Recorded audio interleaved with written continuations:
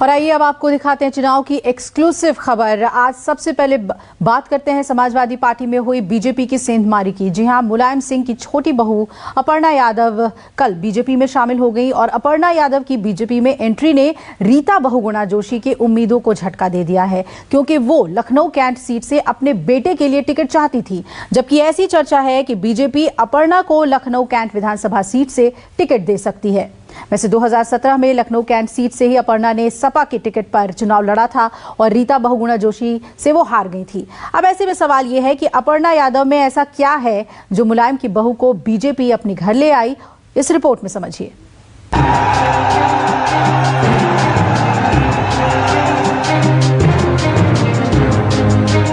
बुधवार को बीजेपी में अपर्णा यादव की एंट्री के साथ ही बीजेपी ने यूपी चुनाव में अपने सबसे बड़े प्रतिद्वंदी अखिलेश यादव के घर में सर्जिकल स्ट्राइक कर दी। हमें इस देश को बचाना है तो हमें भाजपा को संभाल कर रखना है। जी, नेताजी का आशीर्वाद लेकर आई है। बिल्कुल बिल्कुल साहब। नेताजी ने कहा जाओ बीजेपी। अब तक बीजेपी से बगावत कर विधायक समाजवादी पार्टी की तरफ दौड़ रहे थे, लेकिन इस बार बीजेपी ने सीधे अखिलेश के घर में सेंध लगाई और मुलायम सिंह यादव की छोटी बहू अपर्णा यादव को अपने पाले में कर लिया। मैं सबसे पहले भारतीय जनता पार्टी परिवार में आपका स्वागत करता हूं। मुझे यह कहने में प्रसन्नता हो रही है कि निश्चित तौर से श्री मुलायम सिंह यादव जी की पुत्रवधू होने के बाद भी समय समय पर आपने जो अपना विचार आप सब मीडिया के मित्रों के माध्यम से रखा है, वह विचार सदैव से मुझे उनका भाजपाई लगता था कि वो भारतीय जनता पार्टी परिवार के लिए उपयुक्त एक मातृशक्ति के क्षेत्र में नेत्री हैं। मेरे चिंतन में हमेशा राष्ट्र सबसे पहले है। मुझे लगता है कि राष्ट्र का धर्म मेरे लिए सबसे ज़्यादा ज़रूरी है और मैं बस यही बोलना चाहती हूँ कि अब मैं राष्ट्र की आराधना करने निकली हूँ। इसलिए आप सभी लोगों का सहयोग भी बहुत अनिवार्य है। अब सवाल ये कि बीजेपी को अपर्णा यादव में ऐसा क्या दिखा जिसके लिए बीजेपी ने रीता बहुगुणा जोशी की नाराजगी तक को दरकिनार कर दिया। अपर्णा यादव के बीजेपी ज्वाइन करने के साथ ही यूपी के चुनावी समर में इस बात की चर्चा शुरू हो गई है कि बीजेपी अपर्णा यादव को लखनऊ कैंट या फिर बख्शी का तालाब विधानसभा सीट से चुनाव लड़वा सकती है। लखनऊ कैंट वही विधानसभा सीट है जिससे रीता बहुगुणा जोशी अपने बेटे मयंक जोशी के लिए टिकट मांग रही है और इसके लिए वो इस्तीफा देने तक को भी तैयार है। साल 2017 में अपर्णा यादव ने लखनऊ कैंट सीट से सपा के टिकट पर रीता बहुगुणा जोशी के खिलाफ चुनाव लड़ा था और हार का सामना करना पड़ा था। बावजूद इसके ऐसी चर्चा है कि बीजेपी अपर्णा पर दाव लगा सकती है। वैसे रीता बहुगुणा जोशी को लेकर बीजेपी जो तर्क दे रही है उसे समझना थोड़ा मुश्किल जरूर है। रीता बहुगुणा जोशी अपने बेटे मयंक जोशी के लिए लखनऊ की कैंट विधानसभा सीट से टिकट मांग रही हैं, जबकि बीजेपी रीता बहुगुणा के बेटे को टिकट न दिए जाने के पक्ष में है और इसके लिए वो परिवारवाद को बढ़ावा न दिए जाने का हवाला दे रही है।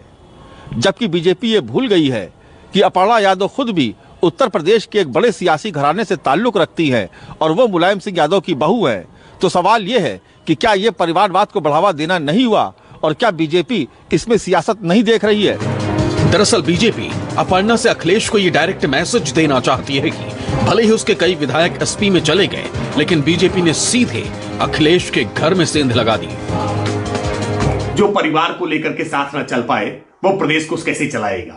पिछले चुनाव में पिता को पार्टी से बाहर का रास्ता दिखाया, अध्यक्ष पद छीन लिया, चाचा को पार्टी से बाहर निकाला और इस चुनाव में उन परिवार की बहू अपर्णा यादव जी पार्टी छोड़ करके भारतीय जनता पार्टी ज्वाइन कर रही है, क्योंकि वो भी जानती है कि बेटियों का हित भारतीय जनता पार्टी में ही सुरक्षित है। महिलाओं के लिए भारतीय जनता पार्टी ही काम कर रही है।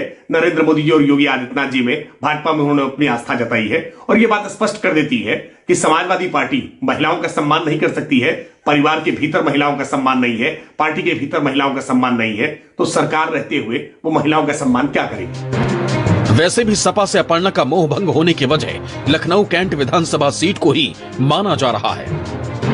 अपर्णा के सपा से मोहभंग होने के पीछे की वजह लखनऊ कैंट सीट बताई जा रही है। इसी सीट से 2017 के चुनाव में सपा के टिकट पर अपर्णा यादव चुनाव लड़ी थी और 61,000 से अधिक वोट पाई थी। 2022 में भी अपर्णा ने कैंट विधानसभा सीट से अपनी दावेदारी की थी। इसके लिए अखिलेश यादव तैयार नहीं थे। ऐसे में सवाल यह है कि क्या बीजेपी अब अपर्णा को लखनऊ कैंट सीट से मैदान में उतारने जा रही है। हालांकि टिकट पर अपर्णा फिलहाल मौन है, लेकिन बीजेपी ज्वाइन करने के पीछे पार्टी मोदी और योगी की नीतियों को बता रही है। देखिए, अब यही मेरी पार्टी है, भारतीय जनता पार्टी, और हर आदमी को लोकतंत्र में स्वतंत्रता है कि वो अपनी विचारधारा से अपनी पार्टी तय कर सकते हैं। मैं हमेशा से आदरणीय प्रधानमंत्री जी की राष्ट्रवादी नीतियों से बहुत प्रभावित रही हूं और इसीलिए आज मैंने ये दृढ़ संकल्प लिया है कि मैं राष्ट्र आराधना के लिए अपना जीवन समर्पित करूंगी। लखनऊ कैंट मेरी सीट रही है। जो भी पार्टी का शीर्ष नेतृत्व मेरे लिए तय करेगा, मुझे वो शिरोधार्य। हमेशा से मैंने यही कहा है कि इस पार्टी में बहुत विचार विमर्श करके मैंने कोई मांग नहीं रखी इस तरह से। मैं हमेशा इसकी आइडियोलॉजी से बहुत प्रभावित रही हूँ और हमेशा मेरे लिए जो पार्टी नेतृत्व तय करेगा, मुझे ये पूर्ण भरोसा है कि वो मेरे हित में करेगा। सपा छोड़ बीजेपी का दामन थामने वाली अपर्णा यादव पर अखिलेश का बयान भी सामने आया। अखिलेश ने अपर्णा के बीजेपी में जाने पर बधाई दी और खुशी जाहिर की, लेकिन इसके पीछे उनकी क्या दलील थी, वो भी सुनिए। सबसे पहले तो मैं बधाई दूंगा और शुभकामनाएं,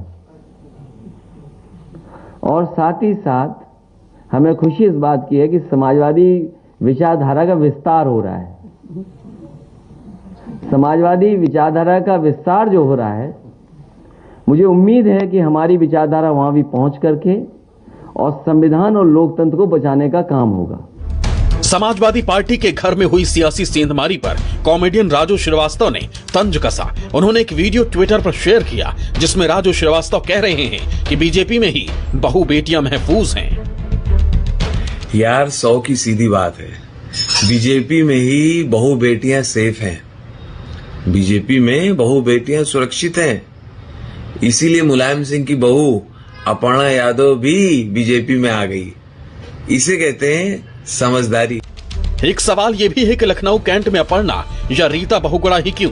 क्योंकि ये दोनों पहाड़ की रहने वाली हैं। अपर्णा यादवाबाद में पहले अपर्णा बिष्ट हैं। पिछले कुछ चुनावों के आंकड़े देखेंगे तो लखनऊ कैंट पर पहाड़ी और ब्राह्मण उम्मीदवारों की डिमांड ज्यादा रही है। यहाँ पहाड़ी वोटर्स की तादाद बहुत ज्यादा है, करीब 1 लाख के आसपास, और दोनों पहाड़ी होने की वजह से इसी सीट को अपनी पसंदीदा सीट मानती है।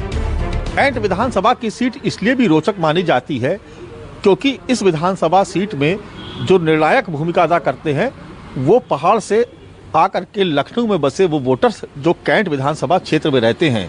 उस वक्त जब उत्तराखंड नहीं बना था, तब पूरे उत्तर प्रदेश की जो राजधानी पहली पसंद होती थी उत्तराखंड के लोगों की, वो यहाँ पर अपने रोजगार के सिलसिले में, कामकाज के सिलसिले में, नौकरी के सिलसिले में लखनऊ आते थे और बड़ी आबादी यहाँ पर बस गई।